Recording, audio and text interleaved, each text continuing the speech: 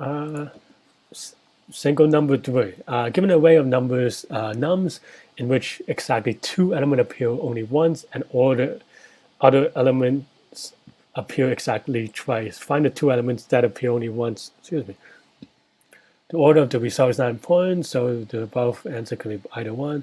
Your algorithm should run in linear time complexity. Could you implement it using only constant space complexity? I mean, yeah, I figure it has to be constant space because otherwise you just use a hash table, right? And and if you just use a hash table, this is a for loop, and it's probably not worth thinking about.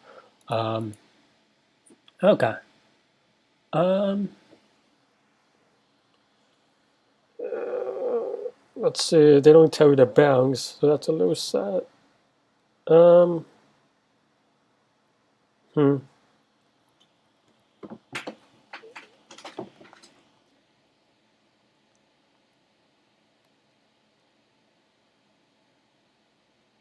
How do I want to do this? Dun, dun,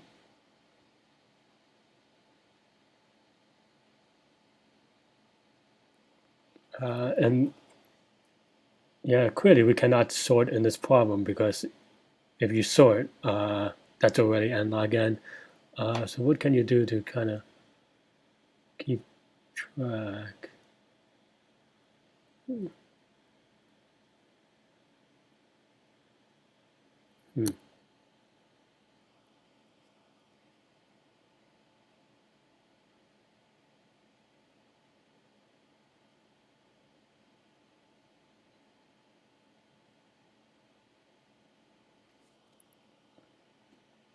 3 and 5.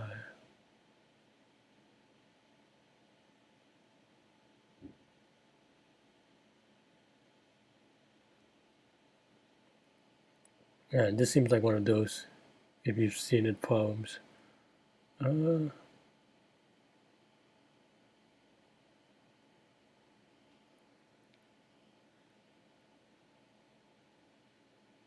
hmm, that's annoying. Okay, I mean, so I should articulate a little bit better. Sorry, I'm on stream right now, even though and we've just been staring at an empty screen. So there are a couple of things I've been thinking about. So first of all, is the n log n is if you sort. If you sort, then this becomes way easier because then there's substructure you could use like. Well, if you sort, then you just look at adjacent things. Right? So that's n log n solution.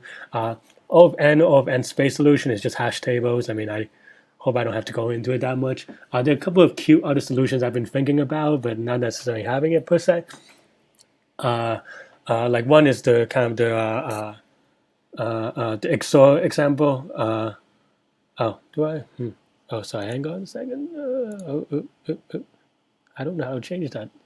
Sorry, someone just messaged me that apparently you have to follow for 10 minutes to leave a comment. Uh, Okay, I don't know. Sorry, I'll take a look at it after this problem. But wait, is there a easy button? Oh, oh, okay. Actually, I lied. Okay, should be okay now. Okay, oops. Um,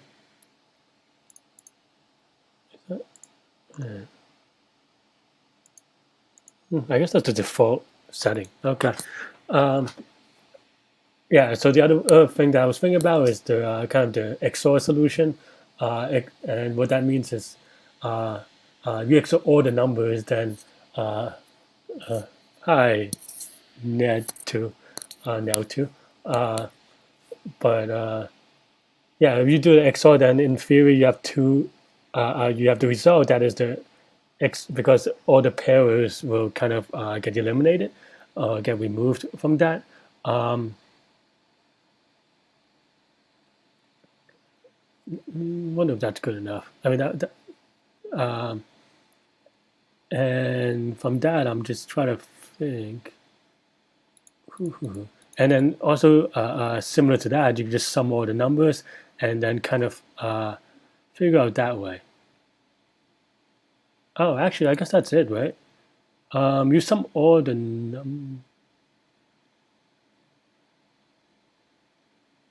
But is it?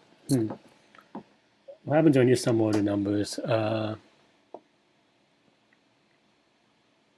Nah, I mean, uh,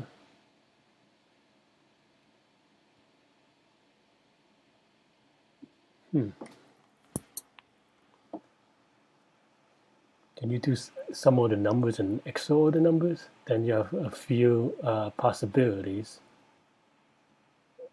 But man, that'd be crazy if true. But, let me see if I can figure that out by just checking it. Yeah, yeah. But now you have XOR of the two numbers that don't repeat, right? So maybe if you could combine that with the sum of numbers, then I don't know. Is that true?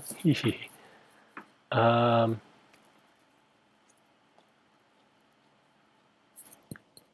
I don't know. I mean, you could mutate the array in place, but you would have to do it in a linear. Oh, I guess if you could, I mean, yeah, you would have to still do it in a weird linear way. Uh, like, and there's, and obviously you still cannot sort fast enough, if that's what you mean. Um,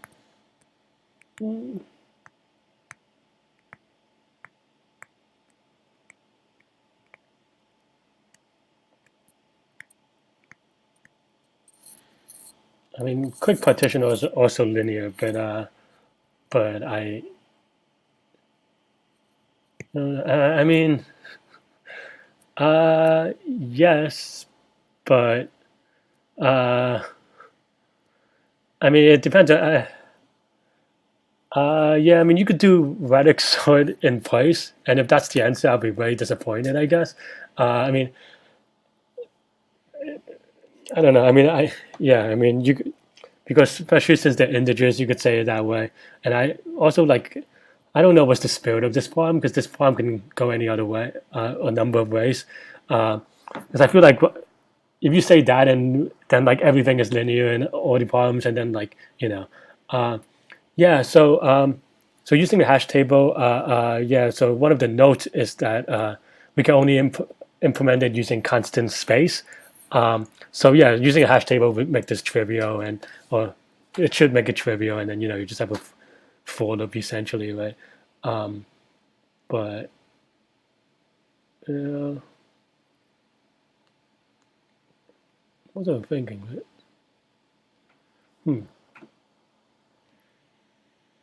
I mean, you could, but similar to what John was saying, I think you could actually maybe the kind of cheat way out is like not necessarily a radix sort, but if you do an XOR over the entire thing, then you already have the significant bits, and then you could kind of maybe figure out that way from the couple of numbers. But I don't even know that that's reasonable.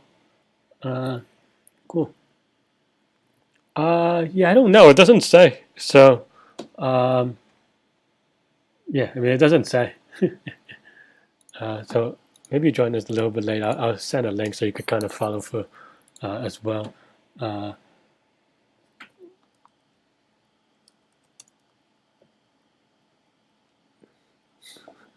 What a weird problem. But so which is also, which means you already know what I'm going to be thinking about for for interviews. But hmm.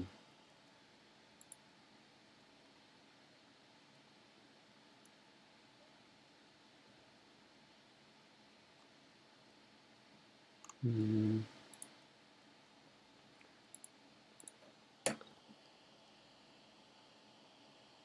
Hmm.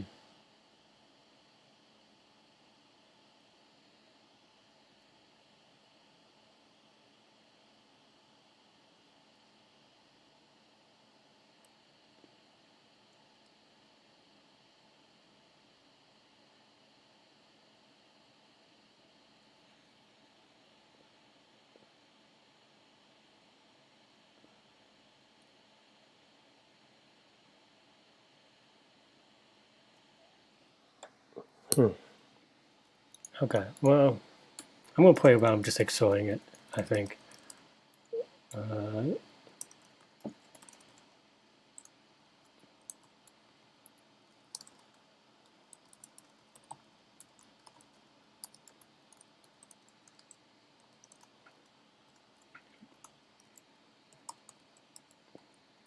So you, in this case, you get the XOR of 3 and 5.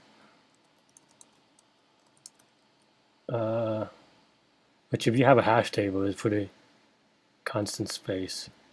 I mean, it's also makes it even doubly trivial, but something on my monitor. Oh no, that's not something on my monitor, that's a thing. Yeah. And what does that mean?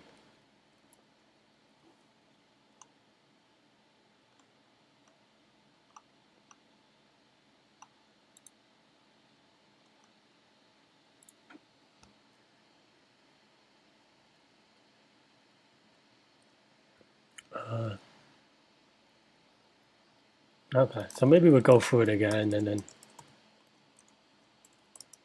I think there are only a number of. I think you could actually do the same thing to some degree, or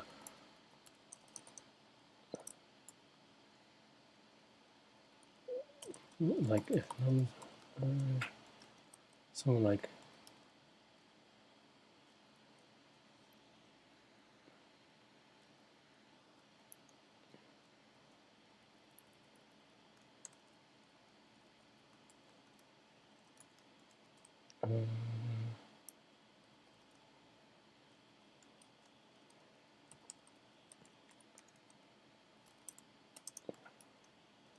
Something like that may actually work,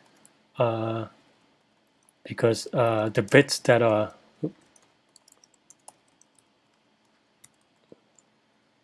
because you basically want to XOR the. Oops. Maybe this language. I don't know how to do. I don't know what they wanted me to do in C actually. That part doesn't work. Okay, whatever.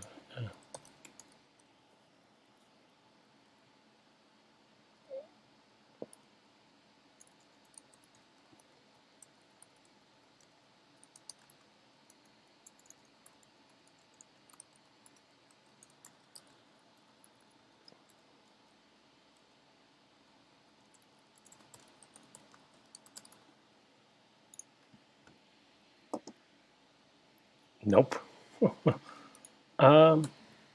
Okay.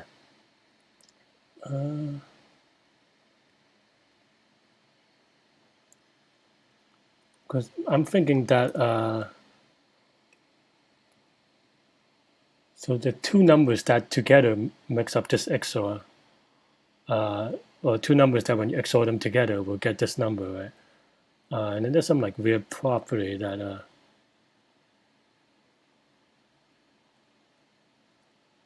okay, maybe this is something else though.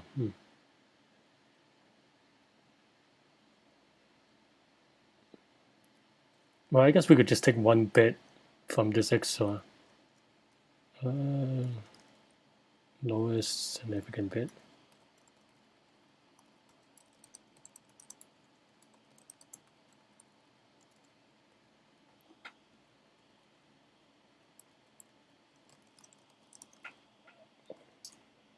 Because it has to be one of those.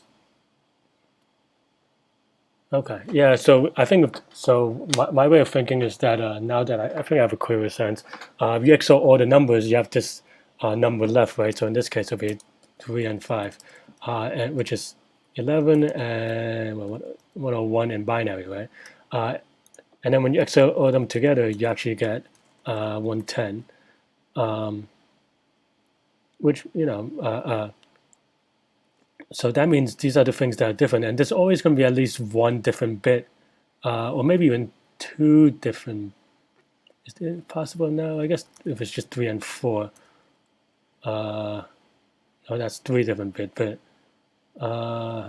so 3 and 6, 3 and 7. Sorry, then it would actually be okay. So there's at least one place where this gives you the bit, and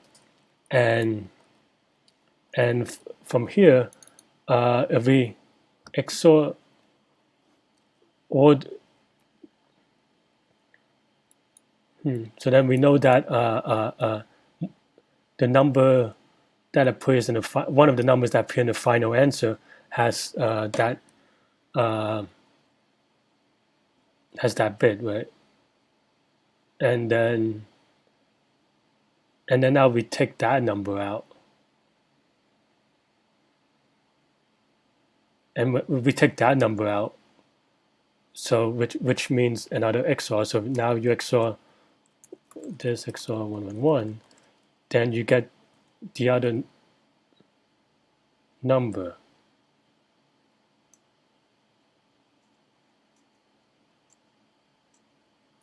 And then now you take this number and then XOR it back to the original sum of XOR, which is 100, and then we get the other number as well. Something like that, I think.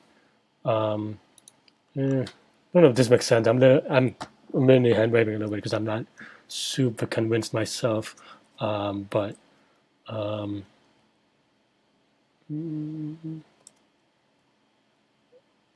actually,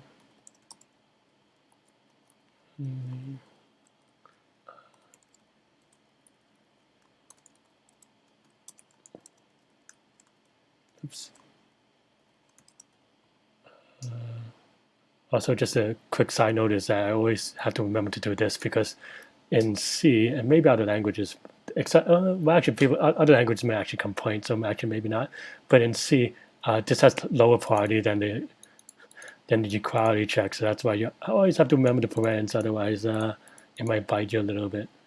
Okay, now let's see what this returns. So in theory, I guess this is actually 5, so maybe I'll just change this to something else.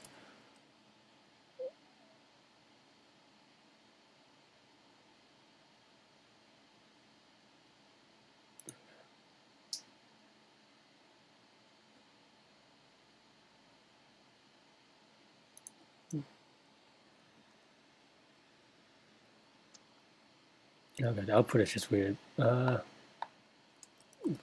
But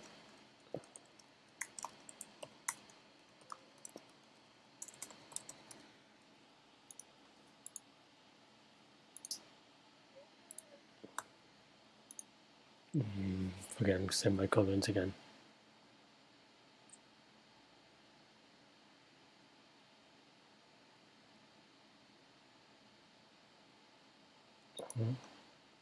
Okay.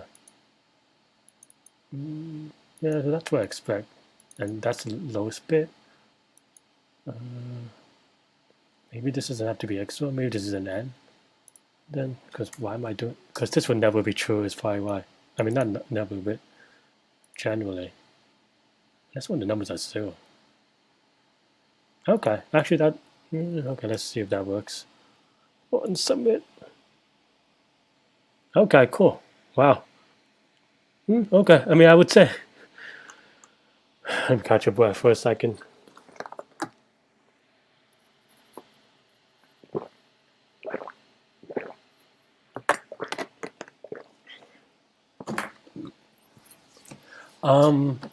Yeah, what is there to say? I think. I mean, I think there is some. I don't know. As an interviewee, I don't know if I like this problem. It's just too tricky to get right. I mean, or not tricky to get right. Sorry, but it's like there's too much of a one of those things that either you've seen it before, or you haven't, and it does require that as a prerequisite for this problem, which is the XOR trick, and especially if you're interviewing for a more junior thing, this is just such a trivia that, like, you know, I mean, it's like this thing where, like, your friend will tell you and it's cool, but like, you probably never need to do it, and it's a trick that's used for only once as a brain teaser, and then this is a problem that builds on top of that, and the original kind of brain teaser is that given an array of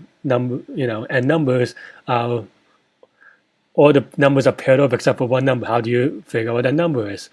And the answer is that you just take an XOR of the entire array, and whatever remaining is true. And you can kind of do it just on bitwise with 1 and 0 to kind of see how that is the case, right? Because all the ones will find another one to pair up. I mean, literally, that's what the XOR does, and then you just find out if they're pair up or not, but on a bitwise way.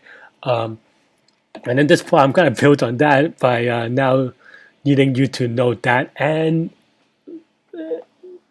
it's a cute little trick to work on top of it.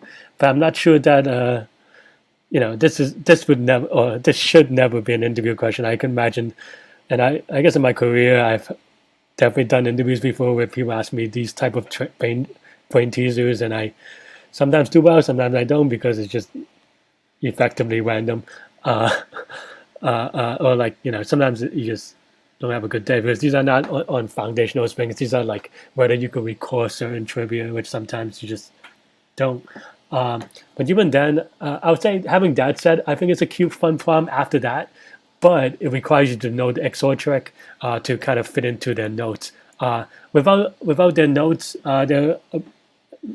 there are almost like no wrong way to do it. Like, there's hash tables, there's sorting, there's other fancier stuff. But so I would never recommend this being a real interview question. And if they do, then I don't know. I guess you're just a little unlucky that day. I'm a little short about this, but and I could probably explain this a little bit, but I kind of just took some examples and work a little bit backwards, because you know that I have I'll make an attempt to explain this just so that I could convince myself that I actually understand it, which is that given the two numbers, and effectively you don't even have to look at the way. I mean, I'm working backwards, so you just take any two numbers. Take any two numbers, because the rest of the array is XORed off to 0. By definition, because they're non-zero, they would differ in at least one bit. I mean, I chose this to kind of crop off, but let's say if this is 0, then you have 1 1 1 0 1 1 1 0. Sorry, but that means, and you could take either bit. It doesn't really matter. But that means because they're different, if you XOR, or you take just one of those bits in one of those positions, you go for the entire way and XOR all of them on one place. That means one of the numbers, or the number that you have left, will by definition, because it's the number 1, then that means all the numbers including that number that it contains that will even out except for the number you need, and then also from following through from that, the other number is a 0. So that's how you have this part here, where all the numbers that don't have that bit, they'll all just be zeros. So actually, now that I'm articulating a little differently, there'll be even number of. Is that even true? Yeah. So there'll be even number of these and an odd number of these, and actually, well, no, that's not true. So there'll be both odd numbers, but all of them get paired off, and then you basically split up the. You divide, I wouldn't say half, but all the numbers that have 1 in that bit, and basically two partitions, one that have all the number 1s in that bit, and an odd number of them, and an odd number of them has 0 in that bit, and because they're both odds, that means there's one number that is out. I am not explaining this well. If you have more questions, definitely let me know. But that's kind of how I thought about it a little bit. You can imagine, like, if we just look at this bit, there's like a bunch of them, just like 10 numbers. Well, let's just say these are odd numbers. Let's just say we use the first digit. So then you have like 1 3 5 7 5 or something like that, right? And maybe this is an easier way to explain it. We just took it to odds and even, and because by saying that the lowest significant bit is just the first digit. Well, in that case, yeah, all the odd numbers will obviously pair off except for the number that you care about. And then similarly, in this case, you have, I don't know, 4, 6, 4. I mean, I'm just typing random even numbers, and you have all these even numbers that also get paired off using the XOR. So in this way, you're using this this bit to kind of partition the array to kind of use the original XOR trick to solve the problem. Okay, but yeah, would not recommend this as an interviewer, but it's a cute problem.